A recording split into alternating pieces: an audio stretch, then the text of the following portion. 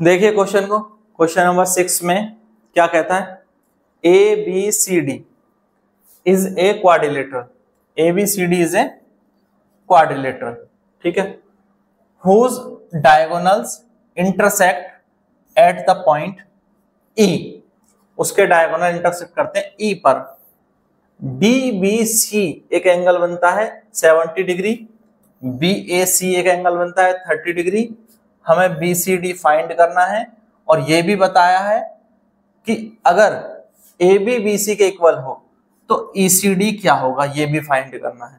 दो सवाल है यहाँ पर, यहां से आगे दूसरा क्वेश्चन है कि यदि AB BC के इक्वल है तो ECD क्या होगा, यह अलग बताना है। देखिए पहली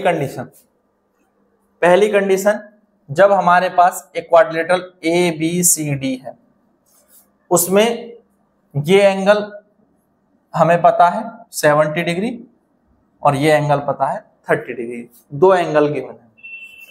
पर आप देखोगे तो ये एक ट्रायंगल है, ये वाला, देखो ध्यान से समझो, ये वाला एक ट्रायंगल और एक ट्रायंगल ये है, दिस वन, ठीक है। तो ये 70 डिग्री है तो ये एंगल भी तो इसी बेस पर है, CD पर, तो ये एंगल भी कितना होगा, 70 डिग्री होगा। अगर सेम लाइन पर दो ट्रायंगल एक ही साइड में बन रहे हैं, देखो इसी लाइन पे है, ये भी इधर बन रहा है, ये भी इधर बन रहा है और सर्कल के अंदर के थे, तो ये भी 70 होगा, ये भी 70 होगा, यानी जो CAD एंगल है वो CBD के बराबर होगा, यानी CBD CAD के बराबर होगा, तो CAD 70 डिग्री आ गया। पहली बात समझ में आई। अब आगे आओ, अब ये एंगल हमें पता चल गया 70 डिग्री और 30 डिग्री, तो इन दोनों को ऐड कर दिया तो कितना हो जाएगा, 100 डिग्री। ये वाला एंगल, ये वाला, जो कि इन दोनों को ऐड कर सकते हैं, तो यही चीज यहां लिखी है। तो BAD जो कंबाइन हो गया वो BAC और CAD से कंबाइन हो गया, 100 डिग्री हो गया, सिंपल है। अब मुझे यहां से सीधे पता चल गया BAD 100 डिग्री। अब चारों पॉइंट को देखो, चारों पॉइंट सर्कल पे हैं, ABCD चारों पॉइंट सर्कल पे हैं, तो ये एंगल और ये एंगल का सम 180 डिग्री होगा कि नहीं होगा, दोनों एंगल का सम क्या होगा 180 डिग्री। ये 100 आ गया तो ये कितना होगा, ये 80 डिग्री होगा, ठीक है। तो BAD और BCD दोनों क्या है, अपोजिट हैं, opposite angle of cyclic quadrilateral, cyclic quadrilateral के अपोजिट एंगल है, दोनों का सम क्या होना चाहिए 180। और इनमें से एक मुझे पता है BAD जो कि 100 है, तो BCD आ जाएगा 80, BCD आ गया 80। तो पहली कंडीशन में तो हमें यही निकालना था, ये बात क्लियर हुई, ये क्लियर है।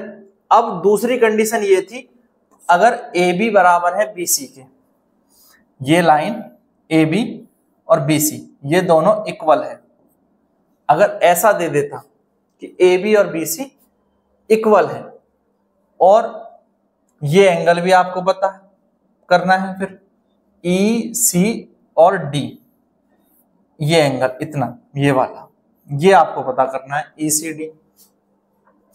तो ये एंगल 30 डिग्री दिया है, देखो यहां देखो, ये एंगल 30 डिग्री दिया है और ये लाइन इस लाइन के इक्वल है, तो ये एक बड़ा ट्रायंगल नहीं बन गया, ये वाला, तो ये दोनों एंगल, ये 30 तो फिर ये भी 30 होगा, ये भी 30 होगा, और जब ये 30 है और पूरा वाला 80 था, तो फिर बचा हुआ कितना हो गया 50 हो गया, ये आधा क्या 50 हो गया, 50 प्लस 30 तो 80 होगा, तो BCA क्या आ जाएगा 30 आ जाएगा।